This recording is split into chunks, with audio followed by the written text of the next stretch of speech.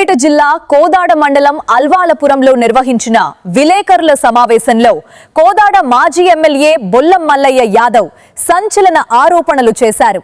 తనను రాజకీయంగా ఎదుర్కోలేకే దళిత యువకుడు కర్ల రాజేష్ ను హత్య చేశారని ఆరోపించిన ఆయన దళితులపై ముసలి కన్నీళ్లు కార్చే మంత్రి ఉత్తమ్ కుమార్ రెడ్డి రాజేష్ మృతి పట్ల ఇప్పటి వరకు నోరు మెదపకపోవటానికి కారణాలు చెప్పాలని డిమాండ్ చేశారు. కోదాడలో జరిగే అన్ని రకాల మాఫియాలకు పట్టణ సిఐ శివశంకర్ పాత్ర ఉందని, రాజకీయ వ్యవహారాల్లో జోక్యం చేసుకుంటూ సోషల్ మీడియా వేదికగా మాట్లాడుతున్నారని విమర్శించారు. కోదాడ ఎమ్మెల్యే పద్మావతి రెడ్డి కనుసన్నల్లోనే సిఐ శివశంకర్ పనిచేస్తున్నారని ఆరోపించిన ఆయన సీఎంఆర్ఎఫ్ చెక్కుల కేసులో సమగ్ర విచారణ జరిపి దోషులను శిక్షించాలని డిమాండ్ చేశారు. దళిత యువకుడు రాజేష్ మృతి చెంది 2 నెలలు గడుస్తున్నప్పటికీ బాధ్యుడైన ఎస్ఐ సురేష్ రెడ్డిపై ఇప్పటి వరకు చర్యలు తీసుకోకపోవటం ఏమిటని ప్రశ్నించారు. ఇటీవల లాకప్ డెత్ లో మరణించిన కర్ల రాజేష్ హత్య ముమ్మాటికి అది పోలీసుల హత్య అని చెప్పేసి పదే పదే అటు మందకృష్ణ మాదిక్ గారు, ఆ తర్వాత క్రమంలో ప్రజా సంఘాలు, బీఆర్ఎస్ పార్టీ పక్షాన మేము కూడా చెప్తా ఉన్నాం. ఈ వాస్తవాన్ని పక్కదోవ పట్టియటానికి ఈరోజు కొన్ని ప్రయత్నాలు జరుగుతూ ఉన్నాయి. మంది మార్బలంతో దిష్టి బొమ్మలు తగలబెట్టో దాడులు చేస్తామనో దౌర్జన్యాలు చేస్తామని బెదిరింపులకి కవ్వింపు చర్యలకి దిగుతామంటే పర్వాలేదు, మేము కూడా స్వాగతిస్తున్నాం.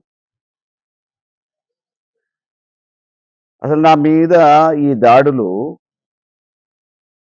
ఇవాళ కొత్త కాదు. 2005లో నేను ఈ కోదాడ నియోజకవర్గంలో కాంగ్రెస్ పార్టీ సామాన్య కార్యకర్తగా ప్రయాణం మొదలుపెట్టిన నాటి నుంచి నేటి వరకు అనేక సందర్భాలలో నా మీద దాడికి ప్రయత్నాలు జరిగినాయి. అది ఉత్తమ్ కుమార్ రెడ్డి ప్రోద్బలంతో. ఫ్లెక్సీలు అడ్డంగా నరికి నడి బజార్లో వేసి తగలబెట్టారు. అన్ని మండల కేంద్రాలలో, కోదాడ పట్టణంలో కూడా. మే 1 మేడే సందర్భంగా గ్రామ పంచాయతీకి నేను ఒక పార్టీ కార్యకర్తగా పోతే ఆ రోజు అదనపు బలం అని చెప్పేసి తీసుకొని దామోదర్ రెడ్డిని తీసుకొని వచ్చి తొడదరిచి నా మీద విరుచుకుపడే ప్రయత్నం చేసి దాడి చేసి. ఈ కేవలం ఉదాహరణలే, మచ్చుకే. అయితే అప్పటి నుంచి ఇప్పటి వరకు నేను మళ్ళీ ప్రతిదాడులకు దిగలేక కాదు, కానీ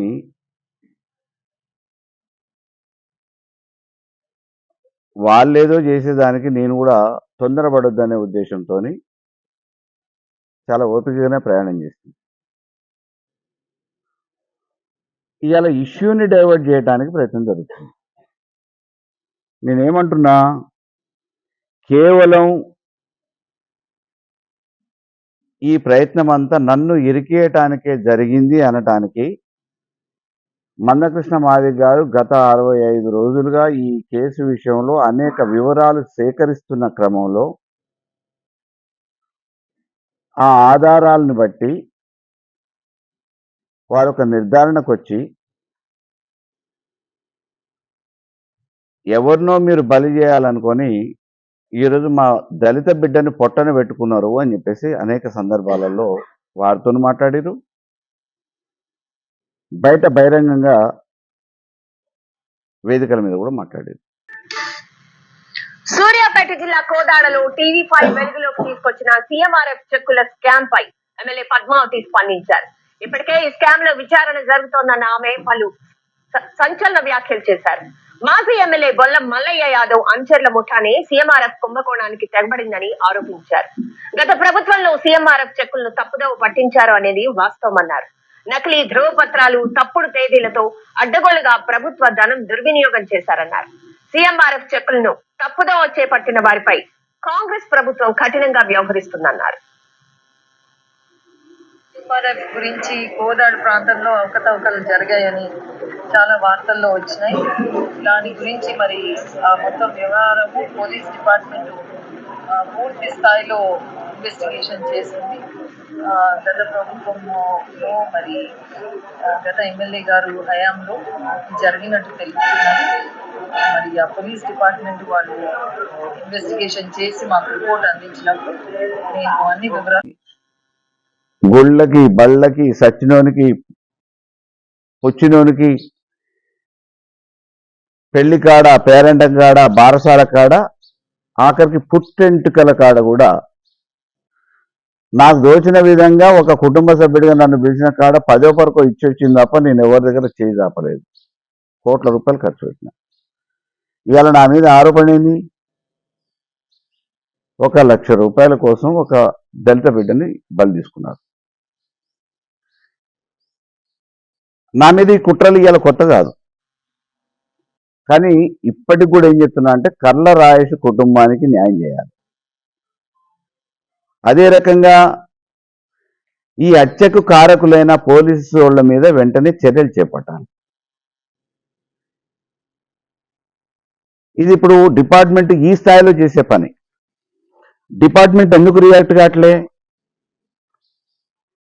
60 రోజులుగా ఇక్కడ ఒక నియోజకవర్గంలో ఒక దళిత యువకుడు చచ్చిపోతే ఆందోళన జరుగుతూ ఉంటే ఆ దళిత కుటుంబం సభ్యుల్ని పరామర్శించి ఓదార్చి దగ్గరికి తీసుకొని అయ్యాల పిల్లల జల్లలు మీరే అని చెప్పిన వీళ్ళు ఇవాళ ఆదుకోవాలి కదా. కనీసం ఇంతవరకు ఆ కుటుంబానికి న్యాయం చేద్దామనే ఆలోచన లేకపోగా ప్రాణం విలువ అసలు లేనే లేదు.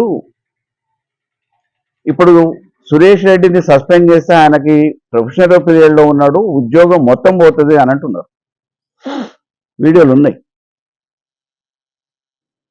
ప్రత్యక్ష సాక్షి మందకృష్ణ గారే. అంటే ఇవాళ ఒక దళిత యువకుడి ప్రాణం కంటే ఉద్యోగం ఎక్కువనా?